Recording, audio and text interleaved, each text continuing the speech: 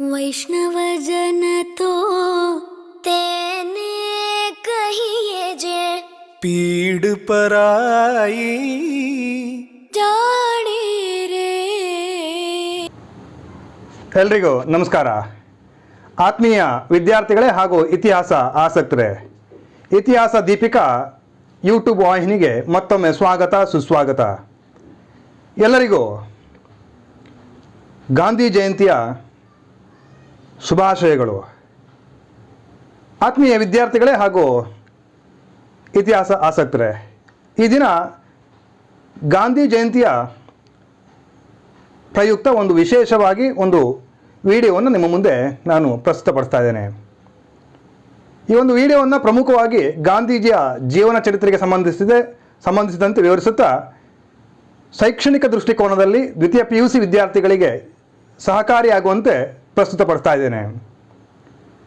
ತಮಗೆಲ್ಲರಿಗೂ ತಿಳಿದಿರುವಂತೆ ಗಾಂಧೀಜಿ ಅಥವಾ ಮೋಹನ್ ದಾಸ್ ಕರಮ್ಚಂದ್ ಗಾಂಧಿ ಈ ದೇಶದ ಶ್ರೇಷ್ಠ ಸ್ವತಂತ್ರ ಹೋರಾಟಗಾರರು, ಆಧ್ಯಾತ್ಮಿಕ, ರಾಜಕೀಯ ಮತ್ತು ತಾತ್ವಿಕ ನಾಯಕ. ಸ್ವಾತಂತ್ರ್ಯ ಚಳುವಳಿಗೆ ತನ್ನದೇ ಆದಂತಹ ಕೊಡುಗೆಗಳನ್ನು ನೀಡಿದಂತೆ ಈ ಒಂದು ದೇಶದ ಸ್ವಾತಂತ್ರ್ಯಕ್ಕೆ ಒಂದು ಧೀಮಂತವಾದ ನಾಯಕತ್ವವನ್ನು ಕೊಟ್ಟಂತಹ ಕೀರ್ತಿ ಗಾಂಧೀಜಿಯವರಿಗೆ ಸಲ್ಲುತ್ತದೆ. ಸ್ವತಂತ್ರ ಚಳುವಳಿಯಲ್ಲಿ ಮಹತ್ತರವಾದಂಥ ಪಾತ್ರವನ್ನು ನಿರ್ವಹಿಸಿದ ಇವರು ರೈತ, ಕಾರ್ಮಿಕ, ಜನಸಾಮಾನ್ಯರನ್ನು ಸ್ವತಂತ್ರ ಚಳುವಳಿಯಲ್ಲಿ ಭಾಗವಹಿಸುವಂತೆ, ತೊಡಗಿಕೊಳ್ಳುವಂತೆ ಪ್ರೇರೇಪಣೆ ಮಾಡಿದಂಥವರು. ಸ್ವತಂತ್ರ ಚಳುವಳಿಯಲ್ಲಿ ಒಂದು ವಿಶಾಲ ವ್ಯಾಪ್ತಿಯನ್ನು ವಿಸ್ತರಿಸಿದ ಕೀರ್ತಿ ಗಾಂಧೀಜಿಯವರಿಗೆ ಸಲ್ಲುತ್ತದೆ. 1920ರ ದಶಕದ ನಂತರ ಜನತೆಗೆ ರಾಜಕೀಯ ಶಿಕ್ಷಣ ಮತ್ತು ತನ್ನ ಸತ್ಯಾಗ್ರಹದ ಅಸ್ತ್ರವನ್ನು ಪರಿಚಯಿಸಿದವರು ಗಾಂಧೀಜಿ. ಹಾಗಾಗಿ 1920ರಿಂದ 1947ರ ಕಾಲವನ್ನು ಭಾರತೀಯ ಇತಿಹಾಸದಲ್ಲಿ ಗಾಂಧಿ ಯುಗ ಅಂತೇಳಿ ಕರೆಯಲಾಗ್ತದೆ. ಗಾಂಧೀಜಿಯವರ ಆರಂಭಿಕ ಜೀವನದ ಕುರಿತು ನಾವು ತಿಳ್ಕೊಳ್ಳೋಣ. ನಿಮಗೆಲ್ಲ ತಿಳಿದಿರುವಂತೆ ಗಾಂಧೀಜಿಯವರು ಅಕ್ಟೋಬರ್ 2, 1869ರಲ್ಲಿ ಗುಜರಾತಿನ ಪೋರ್ಬಂದರ್ನಲ್ಲಿ ಜನಿಸಿದರು. ತಂದೆ ಕರಮ್ಚಂದ್ ಗಾಂಧಿ ಹಾಗೂ ತಾಯಿ ಪುತಲಿಬಾಯಿ. ಕರಮ್ಚಂದ್ ಗಾಂಧಿ ಮತ್ತು ಪುತಲಿಬಾಯಿ ದಂಪತಿಗಳ ಪುತ್ರರಾಗಿ ಗಾಂಧೀಜಿ ಪೋರಬಂದರ್ನಲ್ಲಿ ಜನಿಸಿದರು. ತನ್ನ ಆರಂಭಿಕ ಶಿಕ್ಷಣವನ್ನು ಪೋರಬಂದರ್ನಲ್ಲೇ ಪೂರೈಸಿ ಉನ್ನತ ಶಿಕ್ಷಣಕ್ಕಾಗಿ ಲಂಡನ್ನತ್ತ ಪಯಣಿಸಿದರು. ಲಂಡನ್ ವಿಶ್ವವಿದ್ಯಾಲಯದಲ್ಲಿ ಕಾನೂನು ಪದವಿ ಬ್ಯಾರಿಸ್ಟರನ್ನು ಪಡೆದರು. ನಂತರ ತನ್ನ ವೃತ್ತಿ ಜೀವನವನ್ನು ವಕೀಲಿಕೆಯಲ್ಲಿ ಗುಜರಾತ್ನಲ್ಲಿ ಪ್ರಾರಂಭಿಸಿದರು ಹಾಗೂ 1893ರಿಂದ 1914ರ ಕಾಲಘಟ್ಟದಲ್ಲಿ ವಕೀಲಿಕೆಯ ವೃತ್ತಿಯ ನಿಮಿತ್ತ ದಕ್ಷಿಣ ಆಫ್ರಿಕಾಕ್ಕೆ ತೆರಳಿ ಅಲ್ಲಿ ವಕೀಲಿಕೆಯೊಂದಿಗೆ ಒಂದು ಚಳುವಳಿಯ ನಾಯಕತ್ವವನ್ನು, ದಕ್ಷಿಣ ಆಫ್ರಿಕಾದಲ್ಲಿ ಒಂದು ಚಳುವಳಿಯ ನಾಯಕತ್ವವನ್ನು ವಹಿಸಿಕೊಂಡು ಸತ್ಯಾಗ್ರಹವನ್ನು ದಕ್ಷಿಣ ಆಫ್ರಿಕಾಕ್ಕೆ ಪರಿಚಯಿಸಿದವರು. 1915ರಲ್ಲಿ ಭಾರತಕ್ಕೆ ಹಿಂದಿರುಗಿದ್ರು. ಆ ಸಂದರ್ಭದಲ್ಲಿ ದೇಶದ ಬೇರೆ ಬೇರೆ ಪ್ರದೇಶಗಳ ಬಗ್ಗೆ ತಿಳಿದುಕೊಳ್ಬೇಕು ಅನ್ನೋ ಉದ್ದೇಶದಿಂದ ಅವರ ರಾಜಕೀಯ ಗುರುಗಳಾದಂತಹ ಗೋಪಾಲ್ ಕೃಷ್ಣ ಗೋಖಲೆರವರ ಮಾರ್ಗದರ್ಶನದ ಮೇರೆಗೆ ರಾಷ್ಟ್ರದಾದ್ಯಂತ ಪ್ರವಾಸವನ್ನು ಹಮ್ಮಿಕೊಂಡರು. ಬಳಿಕ 1916ರಲ್ಲಿ ಸಾಬರ್ಮತಿ ಆಶ್ರಮವನ್ನು ಗುಜರಾತ್ನಲ್ಲಿ ಸ್ಥಾಪಿಸಿದರು.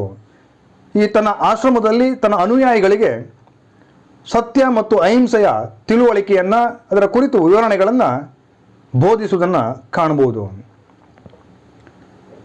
1916ರ ಬಳಿಕ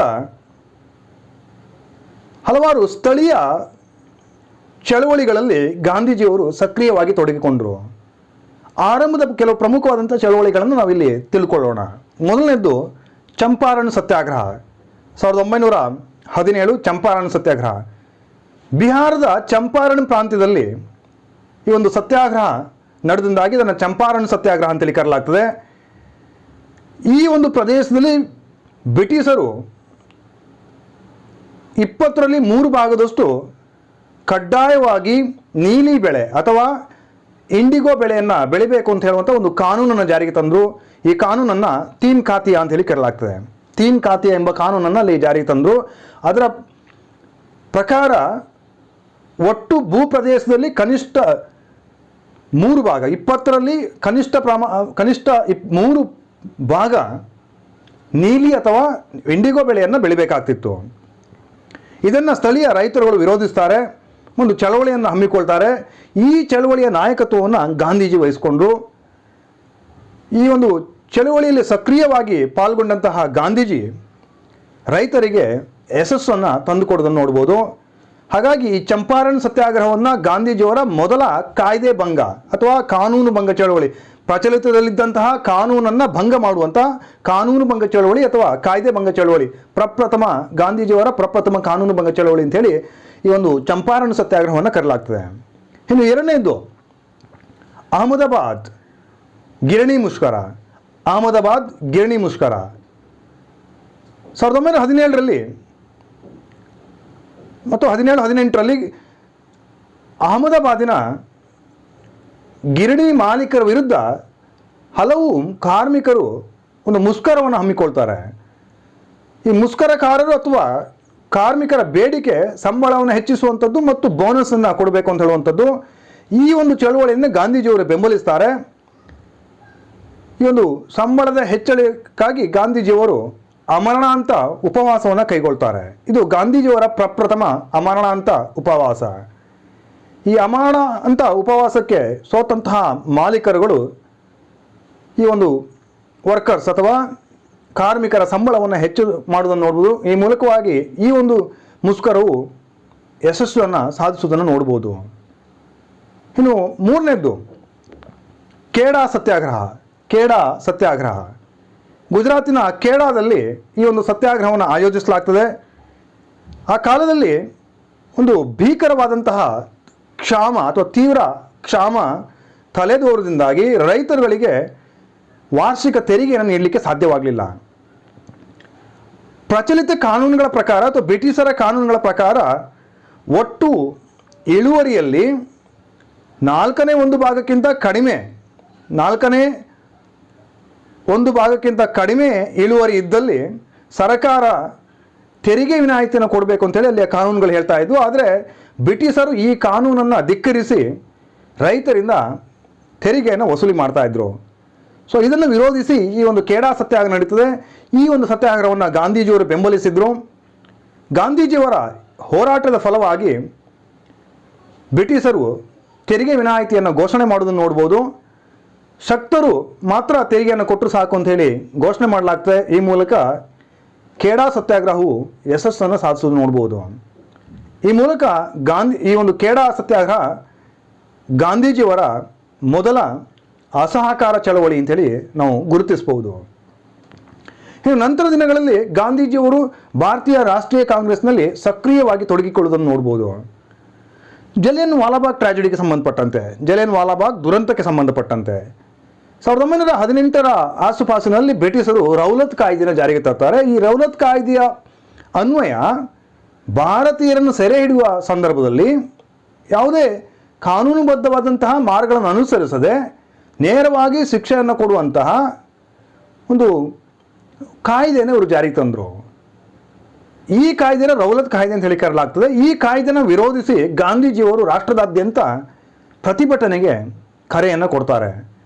ಈ ಕರೆಗೆ ಪೂರಕವಾಗಿ ಪಂಜಾಬಿನ ಅಮೃತಸರದಲ್ಲಿ ಒಂದು ಪ್ರತಿಭಟನೆಯನ್ನು ಏಪ್ರಿಲ್ 13, 1919ರಲ್ಲಿ ಹಮ್ಮಿಕೊಳ್ಳಲಾಯಿತು. ಏಪ್ರಿಲ್ 13, 1919ರಂದು ಅಮೃತಸರದ ಜಲಿಯನ್ ವಾಲಾಬಾಗ್ ಪ್ರದೇಶದಲ್ಲಿ ಒಂದು ಪ್ರತಿಭಟನೆಯನ್ನು ಹಮ್ಮಿಕೊಳ್ಳಲಾಯಿತು.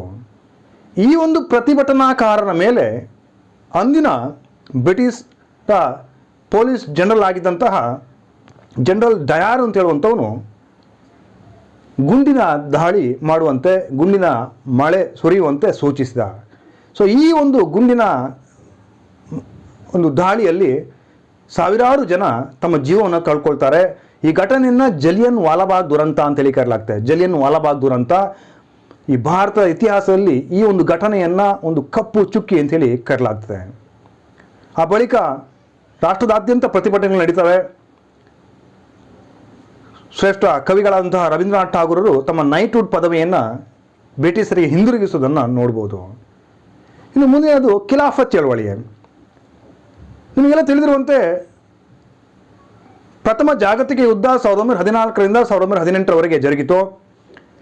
ಈ ಒಂದು ಯುದ್ಧದ ಬಳಿಕ 1919ರಲ್ಲಿ ಪ್ಯಾರಿಸ್ ಶಾಂತಿ ಒಪ್ಪಂದಗಳು ನಡೆದವು. ಈ ಪ್ಯಾರಿಸ್ ಶಾಂತಿ ಒಪ್ಪಂದಗಳ ಬಳಿಕ ಹಲವು ಒಪ್ಪಂದಗಳು ನಡೆಯುವುದನ್ನು ನೋಡ್ಬೋದು. ಅಲ್ಲಿ ಪ್ರಮುಖವಾಗಿ ಟರ್ಕಿಯೊಂದಿಗೆ ಲಾಸನ್ನೆ ಒಪ್ಪಂದಕ್ಕೆ ಸಹಿ ಹಾಕಲಾಯಿತು. ಲಾಸನ್ನೆ ಒಪ್ಪಂದಕ್ಕೆ 1919ರಲ್ಲಿ ಸಹಿ ಹಾಕಲಾಯಿತು. ಈ ಒಪ್ಪಂದ ಅನ್ವಯ ಟರ್ಕಿಯ ಖಲೀಫಾ ತನ್ನ ಹುದ್ದೆಯನ್ನು ಕಳ್ಕೊಳ್ತಾನೆ. ಖಲೀಫಾ ಅಂತ ಹೇಳಿದರೆ ಟರ್ಕಿಯಲ್ಲಿರುವಂತಹ ರಾಜಕೀಯ ನಾಯಕ ಮತ್ತು ಇಸ್ಲಾಂ ಧರ್ಮದ ಮುಖ್ಯಸ್ಥ, ಧಾರ್ಮಿಕ ಮತ್ತು ರಾಜಕೀಯ ನಾಯಕನಾಗಿದ್ದ ಇವನನ್ನು ಖಲೀಫಾ ಅಂತ ಹೇಳಿ ಕರೆಯಲಾಗಿತ್ತು. ಈ ಖಲೀಫನ ಹುದ್ದೆಯನ್ನು ರದ್ದುಗೊಳಿಸಲಾಗ್ತದೆ. ಇದನ್ನು ವಿರೋಧಿಸಿ ವಿಶ್ವದಾದ್ಯಂತ ಮುಸ್ಲಿಂ ಸಮುದಾಯ ಪ್ರತಿಭಟನೆಗಳನ್ನು, ಹೋರಾಟಗಳನ್ನು ಹಮ್ಮಿಕೊಳ್ತದೆ. ಇದರ ಭಾಗವಾಗಿ ಭಾರತದಲ್ಲೂ ಖಿಲಾಫತ್ ಚಳವಳಿಯನ್ನು ಅಥವಾ ಈ ಖಲೀಫನ ಪರವಾದಂಥ ಒಂದು ಚಳವಳಿಯನ್ನು ಹಮ್ಮಿಕೊಳ್ಳಲಾಯಿತು. ಇದನ್ನು ಖಿಲಾಫತ್ ಚಳವಳಿ ಅಂತೇಳಿ ಕರೆಯಲಾಗ್ತದೆ. ಈ ಒಂದು ಚಳವಳಿ ಆರಂಭವಾದ ಸಂದರ್ಭದಲ್ಲಿ ಗಾಂಧೀಜಿಯವರು ಈ ಚಳವಳಿಯನ್ನು ಬೆಂಬಲಿಸ್ತಾರೆ. ಭಾರತದಲ್ಲಿ ಹಿಂದೂ ಮುಸ್ಲಿಮರ ಏಕತೆಯನ್ನು ಸಾಧಿಸುವ ಉದ್ದೇಶದಿಂದ ಖಿಲಾಫತ್ ಚಳವಳಿಯನ್ನು ಗಾಂಧೀಜಿಯವರು ಬೆಂಬಲಿಸುವುದನ್ನು ನೋಡ್ಬೋದು. ಈ ಚಳವಳಿಯ ನಾಯಕತ್ವವನ್ನು ಆಲಿ ಸಹೋದರರು ಪ್ರಮುಖವಾಗಿ ವಹಿಸಿಕೊಂಡಿದ್ದರು ಮತ್ತು ಇದಕ್ಕೆ ಗಾಂಧೀಜಿಯವರು ಬೆಂಬಲವನ್ನು ಕೊಡ್ತಾರೆ. ಗಾಂಧೀಜಿಯವರು ಈ ರೀತಿ ಸಕ್ರಿಯವಾಗಿ ಖಿಲಾಫತ್ ಚಳವಳಿಗೆ ಬೆಂಬಲವನ್ನು ಕೊಡ್ತಾರೆ.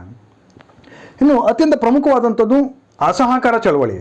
ಅಸಹಕಾರ ಚಳವಳಿ 1920ರಿಂದ 22ರವರೆಗೆ ರಾಷ್ಟ್ರದಾದ್ಯಂತ ನಡೀತದೆ. 1920ರವರೆಗೆ ಭಾರತೀಯ ರಾಷ್ಟ್ರೀಯ ಕಾಂಗ್ರೆಸ್ನಲ್ಲಿ ಪ್ರಮುಖ ನಾಯಕರಾಗಿದ್ದಂಥವರು ಬಾಲಗಂಗಾಧರ್ ತಿಲಕ್. ಅವರ ಮರಣದ ಬಳಿಕ ಭಾರತೀಯ ರಾಷ್ಟ್ರೀಯ ಕಾಂಗ್ರೆಸ್ನ ನಾಯಕತ್ವ ಗಾಂಧೀಜಿಯವರ ಹೆಗಲೇ ಇರ್ತದೆ. ಹಾಗಾಗಿ ಭಾರತದಾದ್ಯಂತ ಒಂದು ಚಳವಳಿಯನ್ನು ಸಂಘಟಿಸುವ ಉದ್ದೇಶದಿಂದ ಗಾಂಧೀಜಿಯವರು 1920ರಲ್ಲಿ ಭಾರತೀಯ ರಾಷ್ಟ್ರೀಯ ಕಾಂಗ್ರೆಸ್ನ ಒಂದು ವಾರ್ಷಿಕ ವಿಶೇಷ ಅಧಿವೇಶನವನ್ನು, ಆ ವಾರ್ಷಿಕ ಅಧಿವೇಶನಗಳು ಪ್ರತಿ ವರ್ಷ ನಡೀತಾ ಇದ್ದು, ಒಂದು ವಿಶೇಷ ಅಧಿವೇಶನವನ್ನು ಕಲ್ಕತ್ತಾದಲ್ಲಿ ಆಯೋಜಿಸಿದರು. ಈ ಒಂದು ಅಧಿವೇಶನದಲ್ಲಿ ಗಾಂಧೀಜಿಯವರು ಒಂದು ಗೊತ್ತುವಳಿಯನ್ನು ಮಂಡಿಸ್ತಾರೆ. ಆ ಗೊತ್ತುವಳಿ ಅಸಹಕಾರ ಚಳವಳಿಗೆ ಸಂಬಂಧಪಟ್ಟದ್ದು. ಈ ಗೊತ್ತುವಳಿಯ ಆಧಾರದ ಮೇಲೆ ಭಾರತೀಯ ರಾಷ್ಟ್ರೀಯ ಕಾಂಗ್ರೆಸ್ ರಾಷ್ಟ್ರದಾದ್ಯಂತ ಅಸಹಕಾರ ಚಳವಳಿಯನ್ನು ಹಮ್ಮಿಕೊಳ್ತದೆ. ಹೆಸರು ಕೇಳಿದ ತಕ್ಷಣ ನಿಮಗೆ ಗೊತ್ತಾಗ್ತದೆ, ಅಸಹಕಾರ ಅಂದರೆ ಸರ್ಕಾರಕ್ಕೆ ಸಹಕಾರ ಕೊಡದೇ ಇರುವಂಥದ್ದು, ಸರ್ಕಾರದ ವಿರುದ್ಧವಾದಂತಹ ಚಳವಳಿಗಳನ್ನು ಹಮ್ಮಿಕೊಳ್ಳುವಂಥದ್ದು ಅಸಹಕಾರ ಚಳವಳಿ. ಆಗಸ್ಟ್ 1, 1920ರಂದು ಈ ಅಸಹಕಾರ ಚಳವಳಿಯನ್ನು ಪ್ರಾರಂಭಿಸಲಾಯಿತು. ಈ ಚಳವಳಿಯ ಭಾಗವಾಗಿ ಬಹಿಷ್ಕಾರಗಳನ್ನು, ಪ್ರಮುಖವಾಗಿ ಬಹಿಷ್ಕಾರಗಳನ್ನು ಬೇರೆ ಬೇರೆ ಹಂತದಲ್ಲಿ ಭಾರತೀಯ ರಾಷ್ಟ್ರೀಯ ಕಾಂಗ್ರೆಸ್ನ ಸದಸ್ಯರು ಮತ್ತು ಭಾರತೀಯ ಜನತೆ ಹಲವಾರು ಬಹಿಷ್ಕಾರಗಳನ್ನು ಹಾಕುವುದನ್ನು ನೋಡ್ಬೋದು. ಪ್ರಮುಖವಾಗಿ ಶಾಲಾ ಕಾಲೇಜುಗಳನ್ನು ಬಹಿಷ್ಕರಿಸುವಂಥದ್ದು, ನ್ಯಾಯಾಲಯಗಳ ಬಹಿಷ್ಕಾರ, ಹಾಗೆ ಸರ್ಕಾರಿ ಕಚೇರಿಗಳನ್ನು ಬಹಿಷ್ಕರಿಸುವಂಥದ್ದು, ವಿದೇಶಿ ವಸ್ತುಗಳನ್ನು ಬಹಿಷ್ಕರಿಸುವಂಥದ್ದು, ವಿದೇಶಿ ವಸ್ತ್ರಗಳನ್ನು ಸುಟ್ಟು ಹಾಕುವಂಥದ್ದು, ಹೀಗೆ ಅಸಹಕಾರ ಕೊಡುವಂಥದ್ದು, ಬ್ರಿಟಿಷ್ ಸರ್ಕಾರಕ್ಕೆ ಸಹಕಾರ ಕೊಡದೆ ಅಸಹಕಾರ ಕೊಡುವ ಬಹಿಷ್ಕಾರಗಳನ್ನು ಹಾಕಿಕೊಳ್ಳಲಾಯಿತು. ಮತ್ತು ನೀವು ಗಮನಿಸಬಹುದು, ಶಿಕ್ಷಣಕ್ಕೆ ಸಂಬಂಧಪಟ್ಟಂತೆ ಶಾಲಾ ಕಾಲೇಜುಗಳನ್ನು ಬಹಿಷ್ಕರಿಸಿದರೆ ಅದು ಭಾರತೀಯರಿಗೆ ತೊಂದರೆ ಆಗ್ತದೆ. ಆ ಕಾರಣಕ್ಕಾಗಿ ರಾಷ್ಟ್ರೀಯ ಶಾಲಾ ಕಾಲೇಜುಗಳನ್ನು ಸ್ಥಾಪಿಸಲಾಯಿತು. ಅಂದರೆ ವಿದ್ಯಾರ್ಥಿಗಳಿಗೆ ಶಿಕ್ಷಣದಿಂದ ವಂಚಿತರಾಗಬಾರ್ದು ಅಂತ ಹೇಳೋ ಕಾರಣಕ್ಕೆ ರಾಷ್ಟ್ರೀಯ ಶಾಲೆಗಳನ್ನು, ರಾಷ್ಟ್ರೀಯ ಕಾಲೇಜುಗಳನ್ನು ಸ್ಥಾಪಿಸಲಾಯಿತು. ಅಲ್ಲದೆ ವಿದೇಶಿ ವಸ್ತ್ರಗಳನ್ನು ಬಹಿಷ್ಕರಿಸಿದಿಂದಾಗಿ ಖಾದಿ ವಸ್ತ್ರಗಳನ್ನು ಜನಪ್ರಿಯಗೊಳಿಸುವಂತಹ ಪ್ರಯತ್ನವನ್ನು ಈ ಸಂದರ್ಭದಲ್ಲಿ ಮಾಡಲಾಯಿತು. ಮೊದಲೇ ತಿಳಿಸಿದ ಹಾಗೆ ಕಲ್ಕತ್ತಾ ಅಧಿವೇಶನದಲ್ಲಿ ಒಂದು ಗೊತ್ತುವಳಿಯನ್ನು ಮಂಡಿಸಲಾಯಿತು. ಗೊತ್ತುವಳಿಯಲ್ಲಿ ಗಾಂಧೀಜಿಯವರು ಯಾವುದೇ ಕಾರಣಕ್ಕೂ ಅಸಹಕಾರ ಚಳವಳಿ ಹಿಂಸಾತ್ಮಕವಾಗಿ ನಡೀಬಾರದು ಅಂತೇಳಿ ಹೇಳಿದರು. ಆದರೆ 1922ರ ಫೆಬ್ರವರಿ ತಿಂಗಳಲ್ಲಿ ಉತ್ತರ ಪ್ರದೇಶದ ಗೋರಖ್ಪುರ್ ಜಿಲ್ಲೆಯ ಚೌರಿ ಚೌರ ಎಂಬ ಪ್ರದೇಶದಲ್ಲಿ ಒಂದು ಹಿಂಸಾತ್ಮಕ ಘಟನೆ ನಡೆದು ಹೋಯಿತು. ಸ್ಥಳೀಯ ಪ್ರತಿಭಟನಾಕಾರರು ಚೌರಿ ಚೌರದ ಪೊಲೀಸ್ ಠಾಣೆಯ ಮೇಲೆ ದಾಳಿ ಮಾಡಿ ಆ ಒಂದು ಪೊಲೀಸ್ ಠಾಣೆಯನ್ನು ಸುಟ್ಟು ಹಾಕಿದರು. ಈ ಘಟನೆಯಲ್ಲಿ ಸುಮಾರು 22 ಜನ ಸಜೀವವಾಗಿ, 22 ಪೊಲೀಸರು ಸಜೀವವಾಗಿ ಸುಟ್ಟು ಹೋದರು. ಈ ಘಟನೆಯನ್ನು ಚೌರಿ ಚೌರ ಘಟನೆ ಅಂತೇಳಿ ಕರೆಯಲಾಗ್ತದೆ. ಫೆಬ್ರವರಿ 22, 1922ರಲ್ಲಿ ಈ ಘಟನೆ ಜರುಗ್ತದೆ. ಫೆಬ್ರವರಿ 5, 1922ರಲ್ಲಿ ಈ ಘಟನೆ ನಡೆಯುತ್ತೆ. ಸುಮಾರು 22 ಪೊಲೀಸರು ಸಜೀವವಾಗಿ ಸುಟ್ಟು ಹೋದರು. ಇದನ್ನು ಚೌರಿ ಚೌರ ಘಟನೆ ಅಂತ ಹೇಳಲಾಗ್ತದೆ. ಮನನೊಂದಂತಹ ಗಾಂಧೀಜಿ ಅಸಹಕಾರ ಚಳುವಳಿಯನ್ನು ಹಿಂದಕ್ಕೆ ಪಡ್ಕೊಳ್ಳೋದು ನೋಡ್ಬೋದು.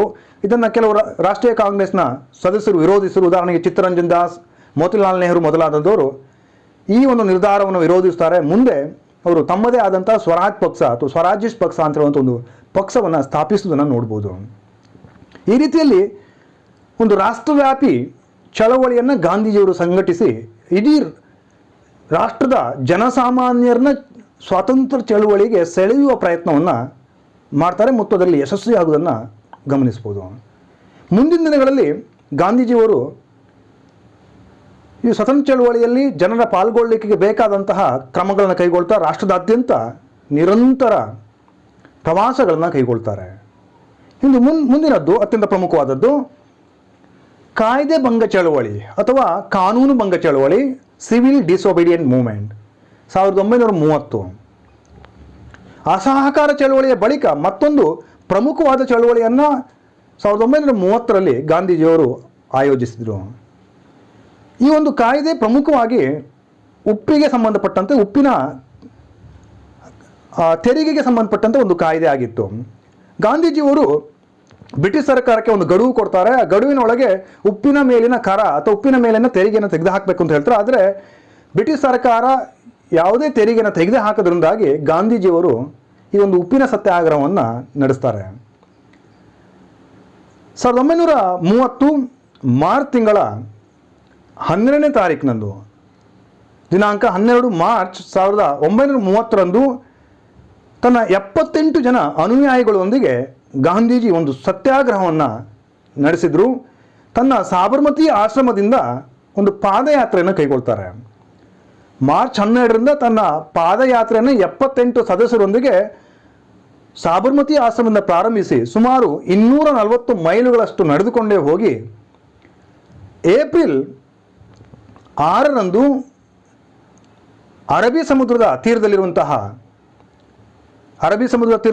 ದಂಡಿ ಎಂಬ ಪ್ರದೇಶವನ್ನು ತಲುಪಿ ಅಲ್ಲಿ ಉಪ್ಪಿನ ಒಂದು ಕಾನೂನನ್ನು ಮುರಿದು ಉಪ್ಪನ್ನು ತಯಾರು ಮಾಡೋದನ್ನು ನೋಡ್ಬೋದು. ಸೊ ಇದನ್ನು ಉಪ್ಪಿನ ಸತ್ಯಾಗ್ರಹ ಅಂತೇಳಿ ಕರೆಯಲಾಗ್ತದೆ ಅಥವಾ ದಂಡಿ ಮಾರ್ಚ್ ಅಂತೇಳಿ ಕರೆಯಲಾಗ್ತದೆ. ಈ ಒಂದು ನಿರ್ಧಾರದ ಬಳಿಕ ಅಥವಾ ಈ ಒಂದು ಘಟನೆಯ ಬಳಿಕ ರಾಷ್ಟ್ರದಾದ್ಯಂತ ಹಲವು ಕಡೆ ಇಂದು ಉಪ್ಪಿನ ಸತ್ಯಾಗ್ರಹಗಳನ್ನು ನಡೆಸಲಾಗ್ತದೆ. ಅಲ್ಲದೆ ರಾಷ್ಟ್ರದಾದ್ಯಂತ ಜನಸಾಮಾನ್ಯರು ಬೀದಿಗೆ ಬಂದು ಚಳವಳಿಯಲ್ಲಿ ಪಾಲ್ಗೊಂಡರು. ಈ ಚಳವಳಿಯ ಭಾಗವಾಗಿ ವಿದೇಶಿ ವಸ್ತುಗಳನ್ನು ಬಹಿಷ್ಕರಿಸುವಂಥದ್ದು, ಶಾಲಾ ಕಾಲೇಜುಗಳನ್ನು ಬಹಿಷ್ಕರಿಸುವಂಥದ್ದು, ಸರ್ಕಾರಿ ಕಚೇರಿಗಳ ಬಹಿಷ್ಕಾರ, ಹಾಗೆ ನ್ಯಾಯಾಲಯಗಳ ಬಹಿಷ್ಕಾರ, ಈ ರೀತಿಯ ರಾಷ್ಟ್ರವ್ಯಾಪಿ ಚಳವಳಿಗಳನ್ನು ಹಮ್ಮಿಕೊಳ್ಳಲಾಯಿತು ಮತ್ತು ಅತ್ಯಂತ ಯಶಸ್ಸಿನಿಂದ ಕೂಡಿದಂಥ ಒಂದು ಚಳವಳಿಯನ್ನು ಆಯೋಜಿಸಲಾಯಿತು. ಆದರೆ ಬ್ರಿಟಿಷರು ಈ ಒಂದು ಚಳವಳಿಯನ್ನು ಹತ್ತಿಕ್ಕುವಂಥ ಎಲ್ಲ ಕ್ರಮಗಳನ್ನು ಕೈಗೊಂಡರು. ಸಾವಿರಾರು ಜನಗಳನ್ನು ಬಂಧಿಸಿದರು. ತಮ್ಮ ದಮನಕಾರಿ ನೀತಿಯಿಂದಾಗಿ ಈ ಚಳವಳಿಯನ್ನು ಹತ್ತಿಕ್ಕುವುದನ್ನು ನೋಡ್ಬೋದು. ಇನ್ನು ದುಂಡು ಮೇಜಿನ ಸಮ್ಮೇಳನಗಳು. ತಮಗೆಲ್ಲ ತಿಳಿದಿರುವಂತೆ 3 ದುಂಡು ಮೇಜಿನ ಸಮ್ಮೇಳನಗಳನ್ನು, ರೌಂಡ್ ಟೇಬಲ್ ಕಾನ್ಫರೆನ್ಸಸ್ಗಳನ್ನು ಲಂಡನ್ನಲ್ಲಿ ಆಯೋಜಿಸಲಾಗಿತ್ತು. ಗಾಂಧೀಜಿಯವರಿಗೆ ಸಂಬಂಧಪಟ್ಟಂತೆ 2ನೇ ದುಂಡು ಮೇಜಿನ ಸಮ್ಮೇಳನ ಬಹು ಮುಖ್ಯವಾದಂಥದ್ದು. ಮೊದಲನೇ ದುಂಡು ಮೇಜಿನ ಸಮ್ಮೇಳನದಲ್ಲಿ ಗಾಂಧೀಜಿಯವರು ಕಾನೂನು ಭಂಗ ಚಳವಳಿಯಲ್ಲಿ ಭಾಗವಹಿಸಿದಾಗಿ ಮತ್ತು ಅವರು ಸೆರೆಮನೆ ವಾಸವನ್ನು ಅನುಭವಿಸಿದಾಗಿ ಮೊದಲ ದುಂಡು ಮೇಜಿನ ಸಮ್ಮೇಳನದಲ್ಲಿ ಭಾಗವಹಿಸಿರಲಿಲ್ಲ. ಆದರೆ 2ನೇ ದುಂಡು ಮೇಜಿನ ಸಮ್ಮೇಳನದಲ್ಲಿ ಗಾಂಧೀಜಿಯವರ ಉಪಸ್ಥಿತಿಯನ್ನು ನಿರೀಕ್ಷಿಸಿದಂತಹ ಬ್ರಿಟಿಷ್ ಸರ್ಕಾರ ಒಂದು ಮಾತುಕತೆಯನ್ನು ಗಾಂಧೀಜಿಯವರಿಗೆ ಪ್ರಾರಂಭಿಸುತ್ತದೆ. ಆಗಿನ ಭಾರತದ ಬ್ರಿಟಿಷ್ ವೈಸ್ರಾಯ್ ಆಗಿದ್ದಂತಹ ಲಾರ್ಡ್ ಇರ್ವಿನ್ ರವರು ಗಾಂಧೀಜಿಯವರನ್ನ ದೆಹಲಿಯಲ್ಲಿ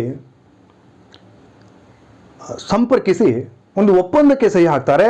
ಆ ಒಪ್ಪಂದವನ್ನು ದೆಹಲಿ ಒಪ್ಪಂದ ಅಥವಾ ಗಾಂಧಿ ಇರ್ವಿನ್ ಒಪ್ಪಂದ ಅಥವಾ ಗಾಂಧಿ ಇರ್ವಿನ್ ಪ್ಯಾಕ್ಟ್ ಅಂತೇಳಿ ಕರೆಯಲಾಗ್ತದೆ. ಈ ಒಪ್ಪಂದ ಅನ್ವಯ ಗಾಂಧೀಜಿಯವರು 2ನೇ ದುಂಡು ಮೇಜಿನ ಸಮ್ಮೇಳನದಲ್ಲಿ ಭಾಗವಹಿಸಲಿಕ್ಕೆ ಒಪ್ಪಿಗೆಯನ್ನು ನೀಡ್ತಾರೆ. ಹಾಗಾಗಿ 2ನೇ ದುಂಡು ಮೇಜಿನ ಸಮ್ಮೇಳನಕ್ಕೆ ಗಾಂಧೀಜಿಯವರು ಲಂಡನ್ಗೆ ತೆರಳಿದ್ರು ಹಾಗೂ 2ನೇ ದುಂಡು ಮೇಜಿನ ಸಮ್ಮೇಳನದಲ್ಲಿ ಗಾಂಧೀಜಿಯವರು ಭಾಗವಹಿಸಿದ್ರು. ಇನ್ನು ಗಾಂಧೀಜಿ ಮತ್ತು ಅಂಬೇಡ್ಕರ್ ನಡುವೆ ಒಂದು ಮಾತುಕತೆ ನಡೀತದೆ. ಇಲ್ಲಿ 1932 ನಂತರ ಬ್ರಿಟಿಷ್ ಸರ್ಕಾರ ಜಾರಿಗೆ ತಂದಂತಹ ಚುನಾವಣೆಗೆ ಸಂಬಂಧಪಟ್ಟಂಥ ಒಂದು ಕಾನೂನು, ಆ ಕಾನೂನನ್ನ ಮತೀಯ ತೀರ್ಪು ಅಂತೇಳಿ ಕರೆಯಲಾಗ್ತದೆ. ಈ ಮತೀಯ ತೀರ್ಪಿನ ಪ್ರಕಾರ ಮೀಸಲಾತಿಯನ್ನು ಜಾತಿಯ ಆಧಾರದಲ್ಲಿ ನೀಡಲಾಗ್ತದೆ. ಇದನ್ನು ಗಾಂಧೀಜಿಯವರು ವಿರೋಧಿಸ್ತಾರೆ. ಧರ್ಮದ ಒಳಗೆ ವಿಂಗಡಣೆ ಆಗ್ತಂತ ಹೇಳೋ ಕಾರಣಕ್ಕೆ ಈ ಮತೀಯ ತೀರ್ಪನ್ನು ಗಾಂಧೀಜಿಯವರು ವಿರೋಧಿಸಿದರು ಮತ್ತು ಒಂದು ಉಪವಾಸ ಸತ್ಯಾಗ್ರಹವನ್ನು ಪುಣೆಯಲ್ಲಿ ಹಮ್ಮಿಕೊಂಡರು.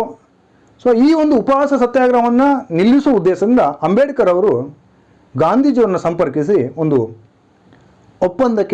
ಒಪ್ಪಂದವನ್ನು ಮಾಡಿಕೊಳ್ತಾರೆ. ಈ ಒಪ್ಪಂದವನ್ನು ಪೂನಾ ಒಪ್ಪಂದ ಅಂತೇಳಿ ಕರೆಯಲಾಗ್ತದೆ. 1932ರಲ್ಲಿ ಗಾಂಧೀಜಿ ಮತ್ತು ಅಂಬೇಡ್ಕರರು ಈ ಪೂನಾ ಒಪ್ಪಂದಕ್ಕೆ ಸಹಿ ಹಾಕಿದ್ರು. ಆ ಬಳಿಕ ಗಾಂಧೀಜಿಯವರು ಭಾರತೀಯ ರಾಷ್ಟ್ರೀಯ ಕಾಂಗ್ರೆಸ್ನ ಚಟುವಟಿಕೆಗಳಲ್ಲಿ ನಿರಂತರವಾಗಿ ಭಾಗವಹಿಸಿದ್ರು. 1937ರಲ್ಲಿ ಚುನಾವಣೆಗಳು ನಡೆದು ಈ ಚುನಾವಣೆಯ ಸಂದರ್ಭದಲ್ಲಿ ಭಾರತೀಯ ರಾಷ್ಟ್ರೀಯ ಕಾಂಗ್ರೆಸ್ನ ಪರವಾಗಿ ಅವರು ಪ್ರಚಾರವನ್ನು ಮಾಡೋದನ್ನು ನೋಡ್ಬೋದು. ಅದರ ಜೊತೆಗೆ ಸ್ವತಂತ್ರ ಚಳವಳಿಯನ್ನು ಸಂಘಟಿಸುವ ಕೆಲಸವನ್ನು ಮುಂದುವರಿಸಿಕೊಂಡು ಹೋಗ್ತಾರೆ. ಎರಡನೇ ಮಹಾಯುದ್ಧ ಆರಂಭವಾದ ಬಳಿಕ ಬ್ರಿಟಿಷರು ಭಾರತದೊಂದಿಗೆ ಹಲವಾರು ಮಾತುಕತೆಗಳ ಪ್ರಸ್ತಾವಗಳನ್ನು ಮಂಡಿಸ್ತಾರೆ. ಈ ಒಂದು ಮಾತುಕತೆ ಪ್ರಸ್ತಾವಗಳ ಸಂದರ್ಭದಲ್ಲಿ ಭಾರತೀಯ ರಾಷ್ಟ್ರೀಯ ಕಾಂಗ್ರೆಸ್ನ ಮುಂಚೂಣಿ ನಾಯಕರಾಗಿ ಗಾಂಧೀಜಿಯವರು ಕಂಡುಬರೋದನ್ನು ನೋಡ್ಬೋದು. ಅದು ವಾವೆಲ್ ಪ್ಲ್ಯಾನ್ ಅಥವಾ ವಾವೆಲ್ ಯೋಜನೆ ಇರ್ಬೋದು, ಅಥವಾ ಕ್ರಿಪ್ಸ್ ಆಯೋಗ ಭೇಟಿ ಕೊಟ್ಟ ಸಂದರ್ಭ ಇರ್ಬೋದು, ಅಥವಾ ಕ್ಯಾಬಿನೆಟ್ ಮಿಷನ್ ಪ್ಲ್ಯಾನ್ ಇರ್ಬೋದು. ಈ ಎಲ್ಲ ಬ್ರಿಟಿಷರು ಅನುಸರಿಸಿದ ಕೆಲವು ಮಾರ್ಗಗಳಿಗೆ ಸಂಬಂಧಪಟ್ಟಂತೆ ಗಾಂಧೀಜಿಯವರು ಕಾಂಗ್ರೆಸ್ನ ಪರವಾಗಿ ಮುಂಚೂಣಿ ನಾಯಕರಾಗಿ ಆ ಚರ್ಚೆಗಳಲ್ಲಿ ಪಾಲ್ಗೊಳ್ಳೋದನ್ನು ನೋಡ್ಬೋದು. ಆದರೆ ಎಲ್ಲ ಈ ಉದಾಹರಣೆಗೆ ಆಗಸ್ಟ್ ಆಫರ್ ಇದನ್ನು ಅಥವಾ ಆಗಸ್ಟ್ ಕೊಡುಗೆ, ಇಂಥ ಕೊಡುಗೆಗಳನ್ನು ಕಾಂಗ್ರೆಸ್ನ ನಾಯಕರಾಗಿ ಮತ್ತು ಭಾರತ ಒಬ್ಬ ಸ್ವತಂತ್ರ ಹೋರಾಟಗಾರರಾಗಿ ಗಾಂಧೀಜಿ ಇದನ್ನು ವಿರೋಧಿಸುವುದನ್ನು ನೋಡ್ಬೋದು. ಇನ್ನು ಮತ್ತೊಂದು ಪ್ರಮುಖವಾದಂತಹ ಚಳವಳಿ ಅಥವಾ ಹೋರಾಟ ಭಾರತ ಬಿಟ್ಟು ತೊಲಗಿ ಚಳವಳಿ, ಕ್ವಿಟ್ ಇಂಡಿಯಾ ಮೂವ್ಮೆಂಟ್, ಭಾರತ ಬಿಟ್ಟು ತೊಲಗಿ ಚಳವಳಿ. 1942ರಲ್ಲಿ ಈ ಒಂದು ಚಳವಳಿಯನ್ನು ಹಮ್ಮಿಕೊಳ್ಳಲಾಯಿತು. ಇದರ ನಾಯಕತ್ವವನ್ನು ಗಾಂಧೀಜಿಯವರೇ ವಹಿಸಿಕೊಂಡಿದ್ದರು. ಈ ಚಳವಳಿಯನ್ನು ಹಮ್ಮಿಕೊಳ್ಳುವ ಉದ್ದೇಶದಿಂದ ಭಾರತೀಯ ರಾಷ್ಟ್ರೀಯ ಕಾಂಗ್ರೆಸ್ನ ವಿಶೇಷ ಅಧಿವೇಶನವನ್ನು ಮುಂಬೈ ಅಥವಾ ಬಾಂಬೆಯಲ್ಲಿ ಹಮ್ಮಿಕೊಳ್ಳಲಾಯಿತು.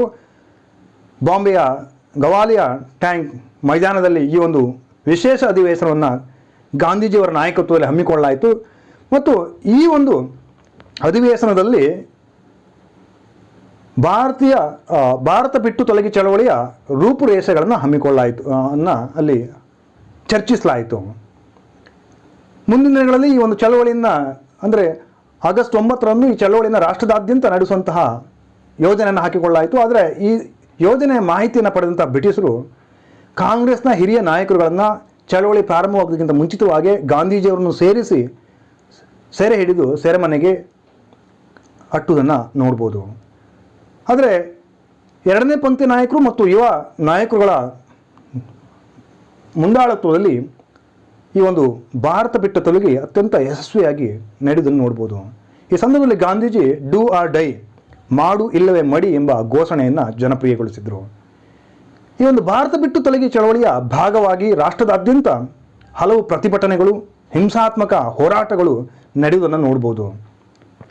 ಪ್ರಮುಖವಾಗಿ ರಾಷ್ಟ್ರದಾದ್ಯಂತ ಮೆರವಣಿಗೆಗಳನ್ನು ಹಮ್ಮಿಕೊಳ್ಳಲಾಯಿತು. ತ್ರಿವರ್ಣ ಧ್ವಜವನ್ನು ಆರೋಹಣ ಮಾಡಲಾಯಿತು. ದೂರವಾಣಿ ಮತ್ತು ತಂತಿ ಸಂಪರ್ಕಗಳನ್ನು ಕತ್ತರಿಸಲಾಯಿತು. ರೈಲ್ವೆ ಹಳಿಗಳನ್ನು ತುಂಡರಿಸಲಾಯಿತು. ಪೊಲೀಸ್ ಠಾಣೆಗಳ ಮೇಲೆ ದಾಳಿ ಮಾಡಲಾಯಿತು. ಸರ್ಕಾರಿ ಕಚೇರಿಗಳ ಮೇಲೆ ದಾಳಿ ಮಾಡಿ ಸರ್ಕಾರಿ ಕಡತಗಳನ್ನು ಬೆಂಕಿಗೆ ಆಹುತಿ ಮಾಡಲಾಯಿತು. ಈ ರೀತಿಯಲ್ಲಿ ಲಕ್ಷಾಂತರ ಯುವ ಜನರು, ವಿದ್ಯಾರ್ಥಿಗಳು, ಸ್ವಾತಂತ್ರ್ಯ ಹೋರಾಟಗಾರರು, ಮಹಿಳೆಯರು ಎಲ್ಲರೂ ಸಹ ಈ ಒಂದು ಚಳುವಳಿಯಲ್ಲಿ ಸಾಮೂಹಿಕವಾಗಿ ಭಾಗವಹಿಸುವುದನ್ನು ಗಮನಿಸ್ಬೋದು. ಇಡೀ ಸ್ವತಂತ್ರ ಹೋರಾಟದ ಇತಿಹಾಸದಲ್ಲಿ ಅತ್ಯಂತ ಒಂದು ಪ್ರಭಾವಶಾಲಿಯಾದಂತಹ ಮತ್ತು ವಿಸ್ತಾರವಾದಂಥ ಒಂದು ಪ್ರತಿಭಟನೆ ಈ ಒಂದು ಕ್ವಿಟ್ ಇಂಡಿಯಾ ಮೂವ್ಮೆಂಟ್ ಅಥವಾ ಭಾರತ ಬಿಟ್ಟು ತೊಲಗಿ ಚಳವಳಿಯೊಂದಿಗೆ ಕಂಡುಬರುವುದನ್ನು ನೋಡ್ಬೋದು. ಬ್ರಿಟಿಷರು ಅತ್ಯಂತ ನಿರ್ದಾಕ್ಷಿಣ್ಯವಾದಂತಹ ಕ್ರಮಗಳನ್ನು ಕೈಗೊಂಡು ಹಲವಾರು ಜನರುಗಳ ಮೇಲೆ ಶಿಕ್ಷೆಯನ್ನು ಮಾಡಿ ಕಗ್ಗೊಲೆ ಮಾಡುವುದನ್ನು ನೋಡ್ಬೋದು. ಸುಮಾರು 10,000ಕ್ಕಿಂತ ಹೆಚ್ಚು ಜನರು ಬ್ರಿಟಿಷರ ಗುಂಡಿಗೆ ಆಹುತಿಯಾಗುವುದನ್ನು ನೋಡ್ಬೋದು. ಆದರೆ ಈ ಒಂದು ಚಳವಳಿ ಭಾರತದಲ್ಲಿ ಸ್ವತಂತ್ರ ಸರ್ಕಾರದ ಸ್ಥಾಪನೆಗೆ ಒಂದು ಅಡಿಗಲ್ಲಾಯಿತು ಅಂತ ಹೇಳಿದರೆ ತಪ್ಪಾಗಲಾರದು. ಈ ರೀತಿಯಲ್ಲಿ ಗಾಂಧೀಜಿಯವರು ಭಾರತ ಬಿಟ್ಟು ತೊಲಗಿ ಚಳವಳಿಯ ಸಂದರ್ಭದಲ್ಲಿ ಸೆರೆಮನೆ ಒಳಗಿದ್ದರೂ ಸಹ ಚಳವಳಿ ಅತ್ಯಂತ ಪ್ರಭಾವಶಾಲಿಯಾಗಿ ನಡೆಯುವುದನ್ನು ಕಾಣಬಹುದು. ಈ ಒಂದು ಭಾರತ ಬಿಟ್ಟು ತೊಲಗಿ ಚಳವಳಿಯ ನಂತರ ರಾಷ್ಟ್ರದ ರಾಜಕೀಯದಲ್ಲಿ ಹಲವಾರು ಬದಲಾವಣೆಗಳಾಗುವುದನ್ನು ನೋಡ್ಬೋದು. ಬ್ರಿಟಿಷರು ಭಾರತಕ್ಕೆ ಸ್ವತಂತ್ರ ಕೊಡುವಂತಹ ಪ್ರಸ್ತಾವವನ್ನು ನೀಡ್ತಾರೆ. ಹಾಗೆ ತಮಗೆಲ್ಲ ತಿಳಿದಿರುವಂತೆ 1947 ಆಗಸ್ಟ್ 15 ಭಾರತಕ್ಕೆ ಸ್ವತಂತ್ರ ಬಂತು. ಈ ಸ್ವಾತಂತ್ರ್ಯ ಬಂದಂತಹ ಸಂದರ್ಭದಲ್ಲೂ ಅಥವಾ ಸ್ವಾತಂತ್ರ್ಯೋತ್ಸವವನ್ನು ಕೆಂಪುಕೋಟೆಯಲ್ಲಿ ಆಚರಿಸುವ ಸಂದರ್ಭದಲ್ಲೂ ಸಹ ಗಾಂಧೀಜಿಯವರು ದೆಹಲಿಯಲ್ಲಿ ಉಳಿಯುವ ಬದಲು ಆ ಸಂದರ್ಭದಲ್ಲಿ ಕಂಡುಬಂದಂತಹ ಕೋಮು ಘರ್ಷಣೆಗಳನ್ನು ಬಗೆಹರಿಸುವ ಉದ್ದೇಶದಿಂದ, ಶಾಂತಿ ಸ್ಥಾಪನೆ ಮಾಡುವ ಉದ್ದೇಶದಿಂದ ಕಲ್ಕತ್ತಾದ ನೌಕಾಲಿಯಲ್ಲಿ ಘರ್ಷಣೆಗಳನ್ನು ನಿಯಂತ್ರಿಸುವ ಪ್ರಯತ್ನದಲ್ಲಿ ತನ್ನನ್ನು ತಾನು ತೊಡಗಿಕೊಳ್ಳುವುದನ್ನು ನೋಡ್ಬೋದು. ಈ ರೀತಿಯಲ್ಲಿ ಗಾಂಧೀಜಿ ಒಬ್ಬ ಶಾಂತಿ ದೂತನಾಗಿ ಈ ವಿಶ್ವಕ್ಕೆ ಕಂಡುಬರೋದನ್ನು ನಾವು ಕಾಣಬಹುದು.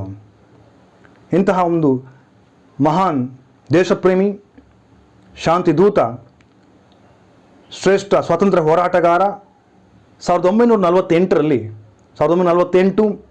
ಜನವರಿ 30 ದೆಹಲಿಯಲ್ಲಿ ನಾಥರಾಮ್ ಗೋಡ್ಸೆ ಎಂಬವನ ಗುಂಡಿನ ದಾಳಿಗೆ ಹತ್ಯೆಯಾಗಿ ಹೋಗುವುದನ್ನು ನೋಡ್ಬೋದು.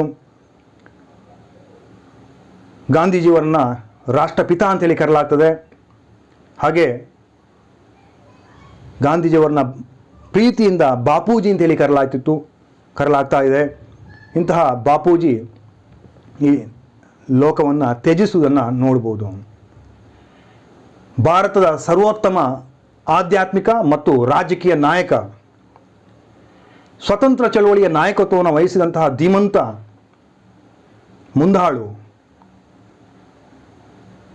ಜನರಿಂದ ಮಹಾತ್ಮ ಅಂತೇಳಿ ಕರೆಸ್ಕೊಂಡಂಥವರು.